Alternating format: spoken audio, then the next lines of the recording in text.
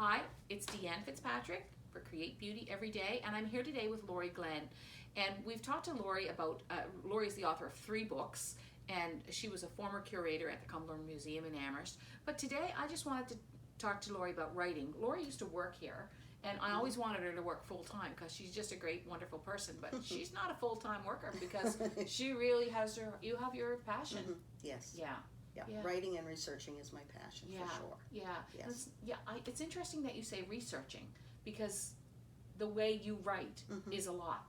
You use research a lot. Yes. Don't you? Yeah, I have to. Yes. And so researching is just as much a passion as the writing? Definitely. Yeah. I love the hunt.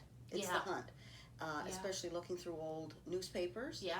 Going to archives, looking through old documents, letters. Yeah. I love old letters. Yeah.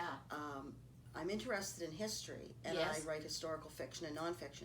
So I really do need to do research. You it's do. A big and part. You did your master's in art history. In art history. Yes. And there was a lot of research involved in that too. Yes. And did you love research before you did that, or did that sort of culminate your passion for research? I've always liked to research. Yes. And I started out early in my career, as you said, working in the museum. Yeah. And I loved the archives, just nosing through, oh, this person lived in Amherst. Okay, can I find out a little bit about him or her? So I'd go to the archives at the museum and look that up. I was always just very interested in looking at old documents, right, and finding out what I could learn from them. So now, when you go to sit down to write, Lori, do you have to prod yourself?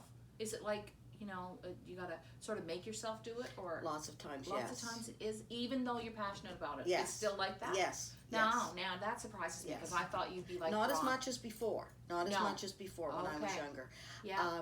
One thing that I know, it's in my case, I'm not sure it's with other people, but the having to prod yourself and the procrastination. Yeah. For me was a lot of fear. Okay. Especially with writing my novel. Yeah. Because I wasn't sure I could write a novel. Yeah. And it took me 25 years in total to write that novel, right, Found Round. So I think lots of times when we procrastinate, it's really fear. That's really interesting. Yeah. I think there's a lot of truth to that. Yeah. It's something underlying. Right. Underlying. And if we, I better do the dishes. Yeah. Oh, that bed needs to be made. Oh, look at that laundry over there. I know. And I think that's just a way. I don't do the bed, the dishes, and the laundry, but I got other stuff. Exactly. Yeah. There's things that, I have no fear in washing the dishes, or I have no fear in, putting my clothes away. But to sit down and kind of, pour, like somebody said, writing isn't hard. You just have to sit in front of the typewriter and bleed. And I guess it's your bleeding, our thoughts, our fears, everything goes on that piece of paper. And it's so easy, it's easy for me to fall into the trap of, I don't think I can do this. Or I can't do it good enough. Yeah. I can't do it like Margaret Atwood can do it. Or I can't do it like Jane Urquhart can do it. But that's not a reason not to do it. That's right. It's not a reason not to do it. No. And when I don't, and there's lots, I still work part-time. Yeah. So there's lots of days that I don't get to my writing or my research.